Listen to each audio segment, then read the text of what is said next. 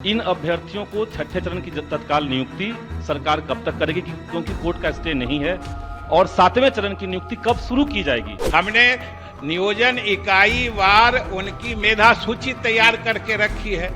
हम 15 दिन में सबको नियुक्ति पत्र देने वाले थे। नमस्कार, तो इंडिया टॉप देख रहे हैं पर मेरा नाम शशांक पांडे है। STT 2019 के अभ्यर्थियों को अभी भी आस है कि उनको इसी साल में नौकरी मिल जाएगी, लेकिन लगातार पटना की सड़कों पर उतर रहे हैं और सरकार से गुहार लगा रहे हैं कि आपने कहा था कि मार्च का महीना जैसे ही शुरू होगा सातवें चरण की बहाली की प्रक्रिया शुरू हो जाएगी और हमारी नौकरी हो जाएगी। लेकिन मार्च का महीना भी अब ख़त्म होने को है, लेकिन STT 2019 के अभ्यर्थियों का क्या होगा अभी तक पता नहीं चला है। ऐसे में सदन चल रहा है, बिहार विधानसभा का सत्र चल रहा है और उसमें माले विधायक संदीप सौरभ ने STT 2019 और STT 2011 के अभ्यर्थियों के मुद्दे पर जब शिक्षा मंत्री से सवाल किया तो क्या कुछ कह रहे हैं शिक्षा मंत्री, सुनिए। नहीं है पूरक क्या है आपका? पूरक है महोदय कि 2011 में जो स्टेट क्वालिफाई किए हुए हैं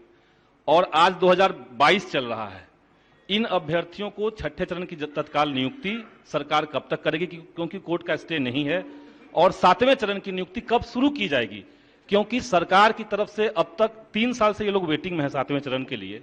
सरकार की तरफ से कई एक बार कहा गया है कि मार्च में आएगा, जनवरी में आएगा, फरवरी में आएगा, वो डेट बढ़ता जा रहा है। माननीय मंत्री जी, महोदय माननीय सदस्य ने शायद हमने जो कहा ठीक से सुना नहीं। हमने कहीं नहीं कहा है कि कोर्ट ने स्थगित कर दिया है। हमारे शब्दों पर आपने ध्यान नहीं दिया। हमने कहा कि न्यायिक हस्तक्षेप हुआ है। और आप बताइए कि कोर्ट ने कहा है कि जो विज्ञापन आपने निकाला है उसमें 2017-19 के उत्तीर्ण अभ्यर्थियों को इसमें मौका दीजिए, यह स्पष्ट कहा है। जो हम लोगों के विज्ञापन के हिसाब से वो उसमें पात्रता नहीं रखते थे, और उसने कहा कि इनको छठे चरण में ही मौका दीजिए और इसमें आप आगे की कार्रवाई करिए। अब आप बताइए, उसी के लिए तो हमने उतनी बातें कही, उसको बता दिया विस्तार से। जो कोर्ट की बात मानने का मतलब है, एक विज्ञापन हमने निकाला, उसके हिसाब से जितने अभ्यर्थियों ने आवेदन डाला, हमने नियोजन इकाई वार उनकी मेधा सूची तैयार करके रखी है। हम 15 दिन में सबको नियुक्ति पत्र देने वाले थे। तिथियों की घोषणा हमने कर रखी थी। अब उस बीच में न्यायालय ने कहा है कि इनको भी शामिल करिए। शामिल करने का क्या मतलब है कि हम वो सब रद्द करें? वही तो हमने शुरू में कहा कि हम फिर से विज्ञापित करें, फिर से वो आवेदन डालेंगे, फिर से नियोजन इकाई वार मेधा सूची बनेगी। वही तो हम कह रहे हैं कि उन्होंने जो कहा है, जिस ढंग से हस्तक्षेप किया है, उसके निहितार्थ ये सब है।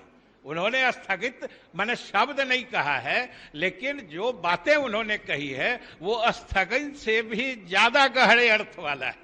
तो सुना आपने, शिक्षा मंत्री ने एक बार फिर उसी तरह अपनी बातों को गोल गोल घुमाया और कहा कि बहुत जल्द ही बहाली हो जाएगी।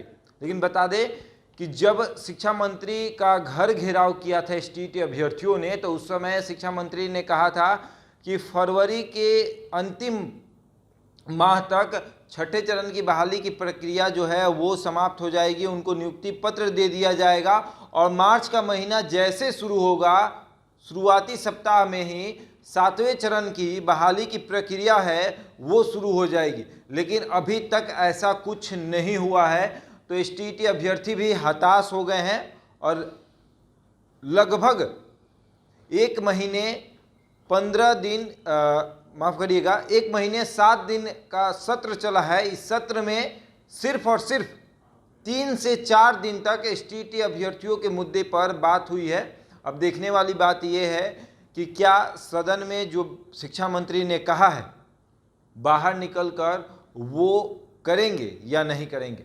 ऐसे ही तमाम खबरों के लिए जुड़े रहे हमारे साथ और देखते रहते हैं इंडिया।